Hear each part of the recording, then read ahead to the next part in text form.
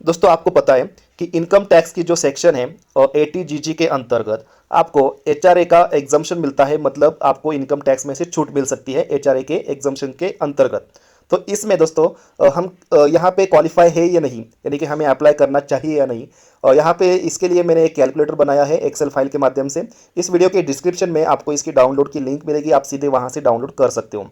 अब दोस्तों इस कैलकुलेटर को डाउनलोड करने के बाद आपको क्या करना है और क्या नहीं करना है, ये सबसे पहले मैं आपको इस वीडियो के माध्यम से बता देता हूँ। यहाँ पे आपको जो एक्सेल फाइल मिलेगी इसमें दो शीट मिलेंगे, जैसे कि आप यहाँ पे देख सकते हो, एक है एचआरए का और दूसरा है सैलरी का।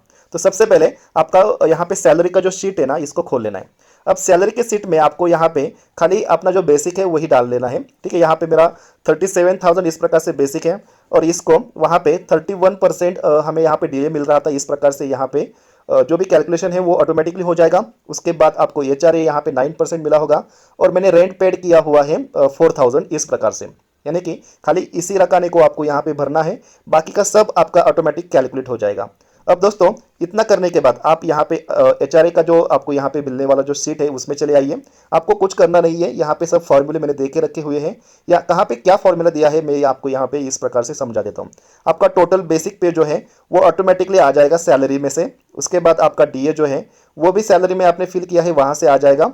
उसके बाद दोस्तों आपका यहाँ पे एचआरए जो है वो भी आ जाएगा, और आपने टोटल रेंट पेड किया हुआ है वो भी आ जाएगा। आपको कुछ यहाँ पे चेंज करने की ज़रूरत नहीं है। अब चेंज करने वाली बात यह है कि आपको यहाँ पे metro city oblique non metro city, तो मेट्रो सिटी और नॉन ऑब्लिक मेट्रो सिटी का यहाँ पे रूल मैं आपको बता देता हूँ कि अगर आप मेट्रो सिटी में रहते हो, मतलब मुंबई, दिल्ली, यहाँ पे कोलकाता और जो चेन्नई है उसमें अगर रहते हो, तो आपका जो भी बेसिक सैलरी प्लस डीए है ना, उसमें से 50% का आपको यहाँ पे कंसेशन मिल जाता है।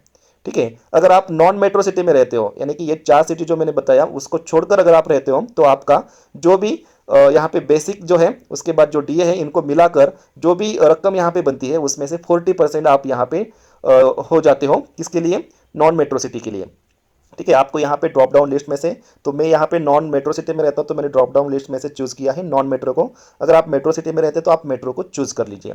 अब दोस्तों यहाँ पे एक्चुअली एचआरए जो है वो जैसे कि वैसा आएगा। यहाँ पे टोटल एचआरए जो आपको 9% से मिला हुआ है वो आ जाएगा ऑटोमेटिकली। इसके बाद दोस्तों ये जो रकम आपको यहाँ पे दिख रहा है ना, इस बॉक्स को मैं आपको यहाँ पे समझा देता हूँ। यहाँ पे आपका दोस्तों होगा ये, आप नॉन मेट्रो सिटी में रहते हैं ऐसा मान लीजिए, तो यहाँ पे जो यहाँ पे टोटल जो बेसिक पे यहाँ पे दिया हुआ है, ठीक है, ये जो आप यहाँ पे कर्सर देख रहे हो, इसके बाद जो डीए है, ठीक है, इन दोनों की यहाँ पे प्लस किया जाता है, इन दोनों को भी, इन दोनों सेल्स को प्लस किया जाता है, और उसका 48% निकाला जाता है। ठीक है, वो मेरा यहाँ पे इस प्रकार से आया हुआ है। ठीक है, इसको आपको कुछ चेंज करने की जरूरत नहीं है, ऑटोमेटिकली आ जाएगा।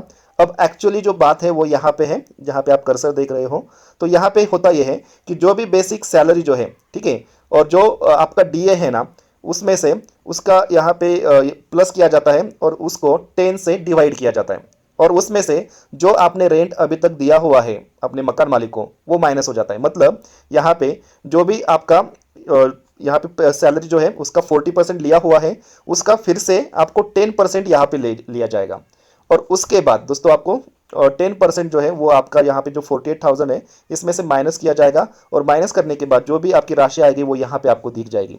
अब आपको यहाँ पे मेरी राशि जो है माइनस में इसलिए दिख रही है क्योंकि मेरा 48,000 जो है वो माइनस हो चुका है। यहाँ पे आप देख सकते हो कि जो भी मेरा यहाँ पे टोटल बेसिक पे जो है और उसके बाद जो डीए है इसका मैंने यहाँ पे प्लस करने के बाद 10% जो है उसमें से ये 48,000 मेरा माइनस हो चुका है। तो माइनस होने के बाद मेरा यहाँ पे माइनस में जो है कैलकुलेशन हुआ है, माइनस में 12,490 इस प्रकार से। अब दोस्तों गवर्नमेंट क्या करता है, इसमें से कौन सी एक रकम चूज करेगा मैं आपको बता देता हूँ। इसमें से जो भी इन 3 सेल में से जो भी रकम यहाँ पे छोटी है, सबसे कम है, उसको वो चूज करेगा, वो आपके एचआरए एग्जम्पशन में। अब मेरा यहाँ पे माइनस आ चुका है, इसलिए ये क्या करेगा, मुझे जीरो दिखाएगा, क्योंकि माइनस में तो यहाँ पे नहीं ले सकता एचआरए एग्जम्पशन।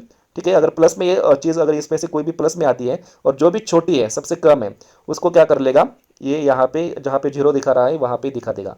मतलब मेरा जो यहाँ पे एचआरए एग्जम्पशन जीरो है, मैं इसके लिए अप्लाई नहीं कर सकता। तो ये कहाँ पे एग्जम्पशन आपका बढ़ेगा, अगर आप टोटल रेंट अगर आपका बढ़ जाता है। मान लीजिए मेरा सैलरी में से मैंने यहाँ पे 4,000 दिया हुआ है, अगर मैं 8,000 इस प्रकार से अगर एक महीने में दे देता हूँ, ठीक है, इस प्रकार से मेरा सबका इस प्रकार से आ जाएगा। मैं एज डू एज कर लेता हूँ इस यहाँ से। अब एचआर में जाएंगे तो एचआर में देखिए यहाँ पे ये प्लस में आ गया है, और प्लस में जब आएगा तभी मैं यहाँ पे 35,510 रुपीज़ को मैं HRA एग्जामेशन के लिए यहाँ पे अप्लाई कर सकता हूँ। तो आपकी ये रकम अगर छोटी रहेगी तो आप नहीं कर सकते हो। अगर आप ज़्यादा रेंट पेड करते हो तो आपको यहाँ पे इसके लिए आपको बेनिफिट मिलने वाला है।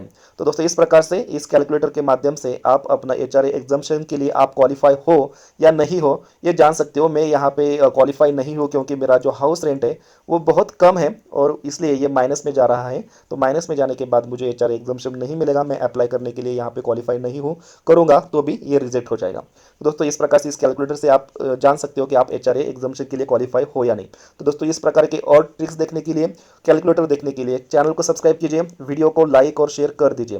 दोस्तों मिलते हैं एक नए वीडियो में, तब तक के लिए नमस्कार।